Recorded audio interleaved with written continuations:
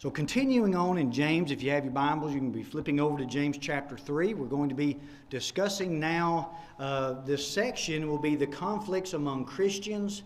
That's going to be following through James chapter 4 and verse 12. So we're going to kind of be sticking to this for just a few lessons. But what we find here in these first 12 verses of James chapter 3 is the danger of the tongue. And boy, what a lesson. Right? The dangers of the tongue. I hope it's beneficial to you in this, and we see how damaging it can be for the tongue if we're not ruling it like we should. But a good lesson, and I hope it helps you through this. I've been enjoying the study of James, but kind of like Joshua there on Wednesday nights, we're really about halfway through with the book, studying through these things. So we'll dive into some other stuff, Lord willing, there when we finish James. Kind of try to stick it again with quarters. That way we can cover some more material. So James chapter 3, looking here in verse 1, it says, "My brethren, be not many masters, knowing that you should receive the greater condemnation." So there's maybe some concern maybe with this verse, but when we look at masters, some of the translations may use teachers, and that's really the better translation for this. Barnes would write in his commentary that it is distinguished master from the servant, or the idea of a disciple or a learner. So he's kind of in the position of master being above the teacher like the master, and then the disciple, the learner, being in that of a servant. So that's kind of the idea that James is giving with this, with the idea of masters, but really it's teachers. Now we'll notice here again receiving the greater condemnation, but there's a heavy responsibility for the teacher. Now, I'm not trying to say this to discourage anyone from teaching. What I'm trying to discourage is that if you want to teach and preach because you want to have a level of superiority to other members, that's where we get into danger. That's the danger. Notice as he says that we'll see the greater condemnation. The ASV, the American Standard, says a heavy judgment, and the New King James will say a stricter judgment. So that's the admonishing that James gives us in this.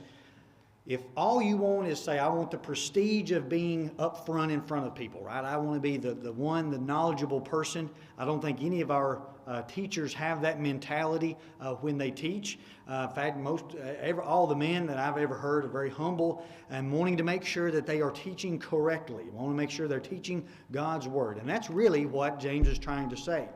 I'm going to be held to a higher standard. Now, I can say that as a preacher. Because at the day of judgment, I'm going to be held higher because I'm the one up here preaching. Thus, I give you the book, chapter, and verse to why we do what we do, and say, when I make a authoritative type statement and I say that we need to do this, it's because the Bible says it, not because Ben says it. So that's why I give you the book, chapter, and the verse, is because I've got to make sure that I'm teaching you the truth, because I'm going to be held to a higher standard. And I could not help but think about the men and unfortunately women that will stand in the pulpits and lead people astray of what it'll be like for them on the day of judgment. That's why I want to make sure I've got the biblical authority to say what I am saying. So the preacher, the teacher. Now again, don't look at that and say, "Well, you're not ever going to get me to preach or teach again, Ben."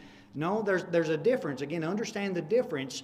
If I'm teaching and I'm coming across it in a humble way, that I say, all right, I'm going to use my talents for the Lord, because we've been talking about that, about investing in the church here. We need teachers. We need people to get up. If you want to preach, that's fine. You can come up here and preach too.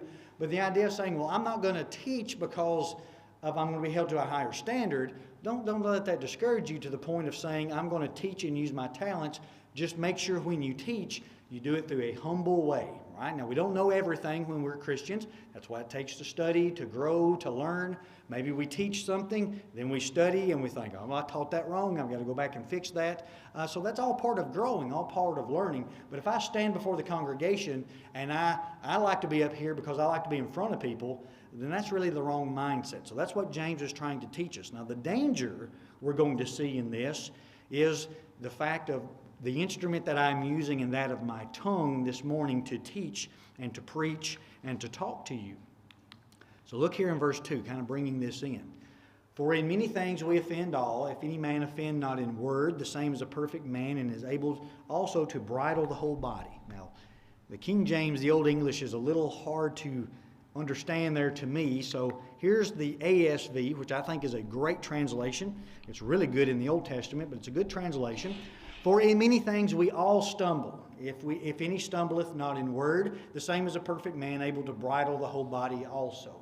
So what James is teaching us, and that's interesting that here's James, this inspired man, again, the brother of Jesus, whom I believe is to be the writer of James.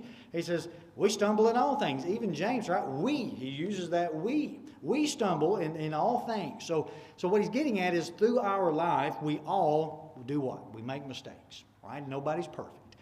Even preachers, even teachers, right? Elders, everybody, nobody's perfect. We all make mistakes, but what he says is, if any stumbleth not in word, we all make mistakes, but if you don't misspeak, if you don't say something wrong, the same as a perfect man, a complete man, able to bridle the whole body also. So that's kind of what we're looking at with this. Brother Bob Winton in his commentary says if one is able to control the tongue, his self-control is such that he could control all the various sinful tendencies of his body. So if I can keep my tongue in check, then I am able to help everything else that's going on in my body. One of the men, I can't remember exactly which one it was. I know it was Brother Bob Winton as well. He says doctors, at least in the past, look at the tongue when examining some patients, for it gives them reliable evidence of the general health of the individual. So keeping that in mind, our speech, which is the product of the tongue, can also reveal much of the spiritual condition of the heart. Now, I think that's worth spending some time to think about. That if the doctor can tell me to say, look in my mouth, look at my tongue. I guess they don't do that quite so much now. They probably look at your throat more than the tongue. But we understand that you can do that. The speech that we give as Christians kind of does talk about how we view our Christianity, does it not? We've probably known people like that you work with, and maybe they're not affiliated with the church, but they say, well, I'm a religious person, and then they're liable to tell you a lewd joke or even use foul language, but they're, we're going to get into that here in just a moment. How can you praise God and then curse someone in the same mouth? They're in the same breath, but that's what individuals do they not? They'll say, oh yes, I'm a Christian, but I'm going to use this kind of language, so I'm going to talk down to people. I'm going to use these things, but again, using the tongue. So we all stumble in everything. Again, there in verse 2, we all stumble in all things. But if you are able to control your tongue, you're perfect, or not perfect like we would think, but we're complete, right? You're mature. You're perfect. You're mature, and you're able to bridle the whole body. So you've probably known men and women like that. Maybe when they're in their youth, they were a bit of a hothead, or maybe they would spout off a little quicker than maybe they should have. But what happens when they get older? I know my grandfather was like that. My mom would tell me about him. They said, he used to be a really his short temper, right? He had a short fuse. And I thought, I could never think that. That fella don't get any hurry about anything. And I said, I've never seen him get even upset. And she said, well, it's taken him a long time, right? To be quiet, to listen, not to use the tongue, because it's a dangerous thing. All right, so continuing on, let's look at these two examples here kind of in verses 3 and 4, and then even we'll kind of tie it in with verse 5. But look at these examples that James gives about the tongue. Our tongue is a little member, and notice there he says in verse 3, behold, we put bits in the horses' mouths that they may obey us, and we turn about their whole body. So I know many of us enthusiastic about riding horses and different things like that, or maybe growing up in that time. But a horse, as powerful as it may be, I think about the mules and different things like that, the plow horses, as strong as some of those horses are, that little bit in their mouth is able to guide them and able to maneuver them. Not only the power of a horse, but look in verse 4, it says, behold also the ships, which though they be so great and are driven in force and fierce winds, yet are they turned about with a very small helm, whithersoever the governor listeth. So the rudder down there in the ship, right? You think of a mighty ship, but that rudder, if it's in a certain position, tells that ship where to go. So just as the power of the ship and the power of the horse is controlled by a very small instrument, so the body, right? So we may be powerful in that. When we look there, Well, let me like this. Little things are often accomplish great results. So the ship and the horse, though powerful, the little members do that. And what we find then, so also the tongue. And that's what he'll say there in verse 5.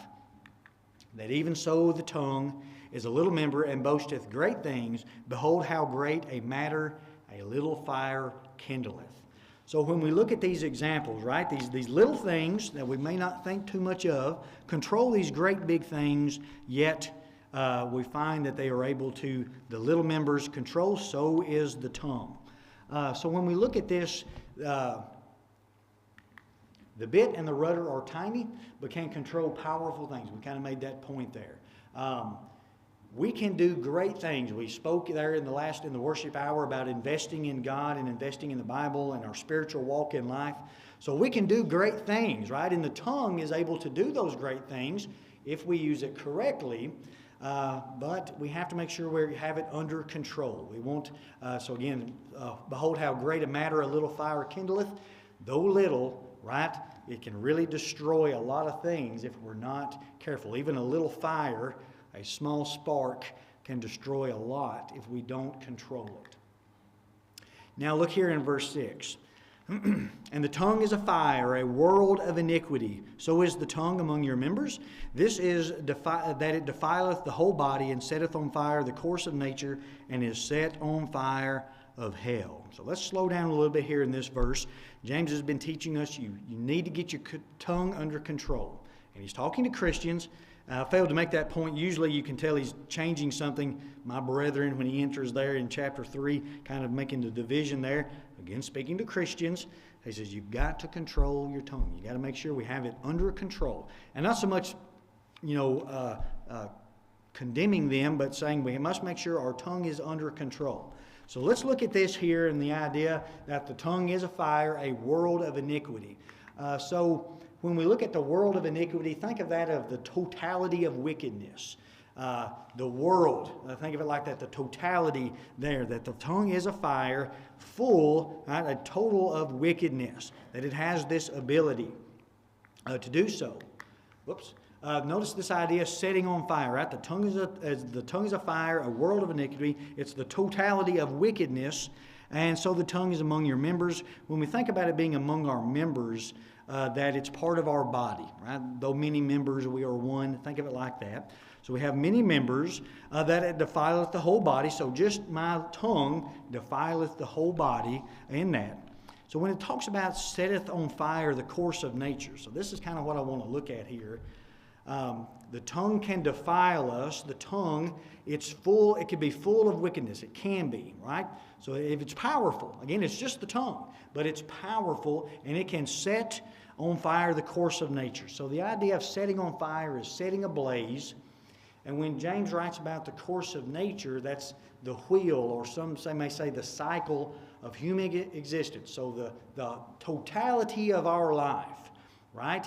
That the things that are going on in all of our lives, the totality of this, he says the tongue, notice this, set on fire of hell with the fire that comes to it from Gehenna. Now that Gehenna is the term used here for hell. Sometimes the King James uses hell and uses that to refer to as Hades or the resting place, but Jesus is the only one that used Gehenna.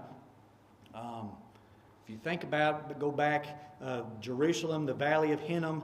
I know we've talked about it in Wednesday night classes. That's where they would do the child sacrifices there in the Valley of Hinnom. And then later on, after the idolatry was abolished, they began to burn trash in the valley. That was kind of the garbage dump of Jerusalem, is the Valley of Hinnom there. And that's what he's getting that word Gehenna, is the Valley of Hinnom. If criminals, if they were killed and they couldn't afford to be buried, they threw them in that valley. So when Jesus speaks about hell and speaks about how bad hell is, he's using Gehenna as an example because the children were sacrificed there to Molech in the Valley of Hinnom.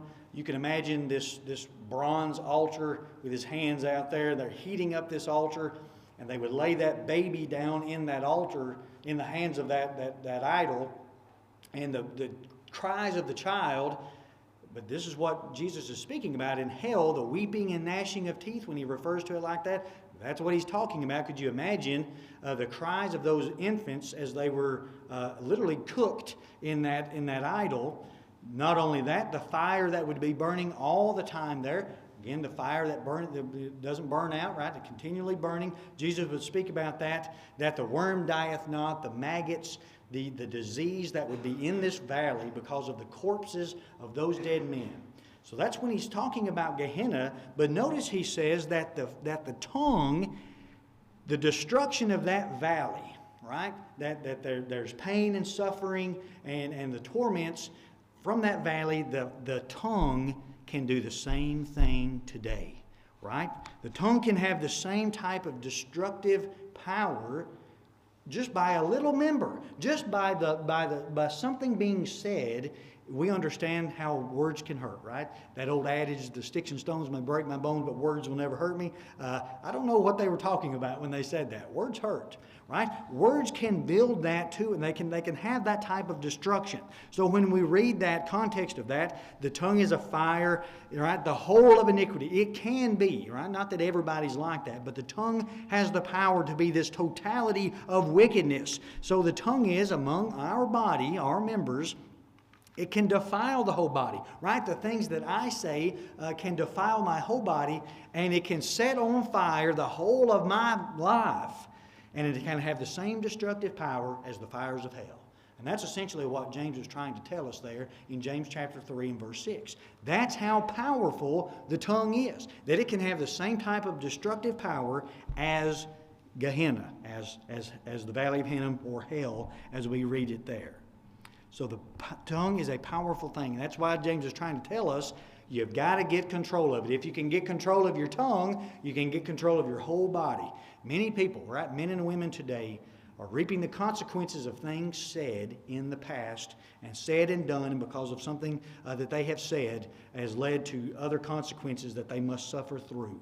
The tongue is a powerful thing. I had a buddy there in Memphis. I think he described it that it was so powerful that God designed an ivory cage that would keep it shut and a watertight seal around it. Now, that's how powerful the tongue was. The ivory cage being your teeth, and then the watertight seal being your mouth or your lips there to keep that thing controlled, right? He's done everything he can to keep the tongue controlled. And I thought that was a great way to describe it because it's powerful. Again, verse 6 is what we're getting at. That's how powerful the tongue is. Now, notice here as well, when we continue, we've got about 8 minutes there, 10 or 8 minutes there left. In verse 7, it says, "For every kind of beast and of birds and of serpents and of things of the sea is tamed and hath been tamed of mankind." Now, that's important to note that the Bible isn't saying that every animal is tamed. We know there's wild animals. But what he's saying is that even some of the most dangerous animals, right? We think about the lions and the tigers and elephants, things like that, the whales, the orca whales. The most dangerous animals in the world can still be tamed. And I know Dennis and I were talking about yesterday. Sometimes them horses be pretty dangerous too, though, right? But they can all be tamed by man. Right? Even you think about those orca whales in SeaWorld, I guess that's where it's at. But you think about man being able to control that animal, that beast. But notice what James says in verse 8, "But the tongue can no man tame. It is an unruly evil, full of deadly poison." So the idea there, right? We're able to tame horses. We're able to tame animals, dangerous animals, but the man cannot tame the tongue. And so we need to look at that. The idea that a spoken word cannot be erased, and that's monumental, right? We got taught that as kids. What was that old example? That toothpaste, it's easy to get the toothpaste out, but you can't get the toothpaste back in the tube. Now, there's a lot to that. We can say things, be damaging things that we might say. We can't erase those, right? It's an unruly evil. The idea it's unstable evil. It's an unstable evil and a deadly poison, a death-bearing, lethal. It's a lethal poison, right? Words hurt. And we can say things to some person at a time when maybe we're not really thinking clearly that can have monumental consequences that will last a lifetime. It's hard for man to tame the tongue. It's hard. It's not impossible, but it's hard. All right, verse 9. Therefore, therewith blessed be God, even the Father, and therewith bless we God, even the Father, and therewith curse ye we men, which are made after the similitude of God. So when we look at the similitude, that's just the likeness of God. So how is it that we are able to bless God? And that's what I was talking about earlier. We know people like that, right?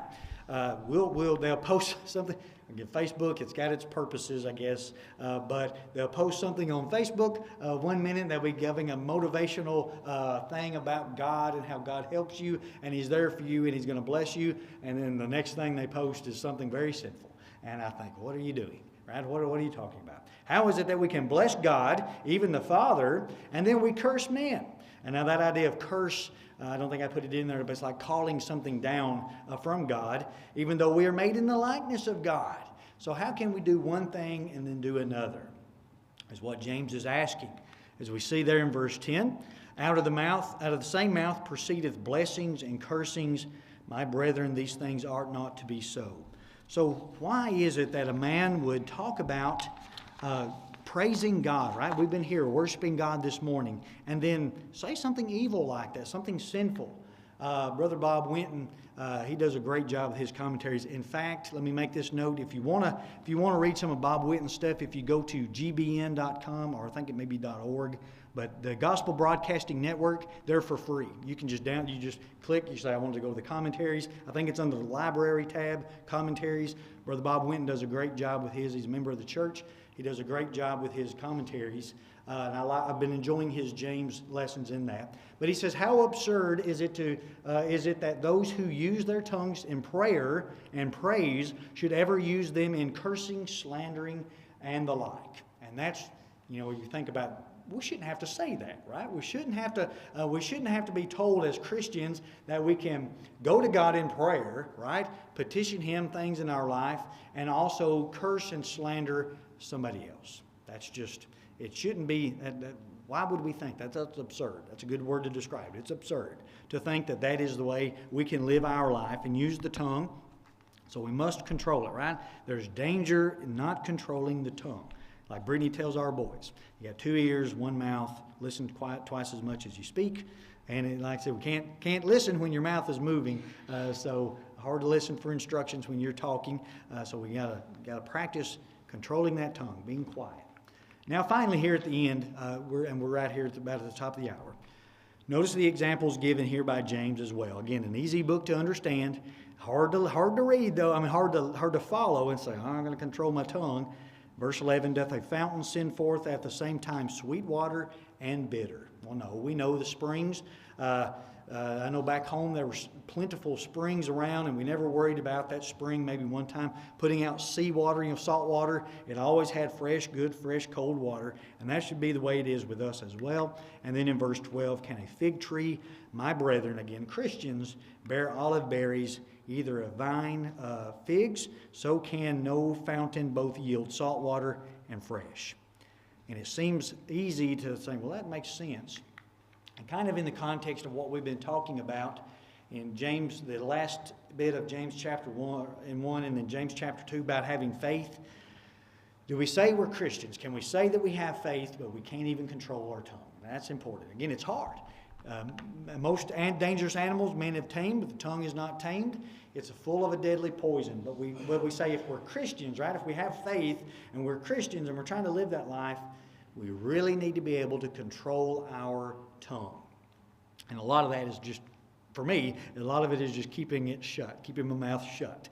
Don't say anything. That goes a long way. Cool off, come back, revisit it later is a good discipline, but not everybody is disciplined to do that. All right, any questions or comments there on James chapter 3, 1 through 2?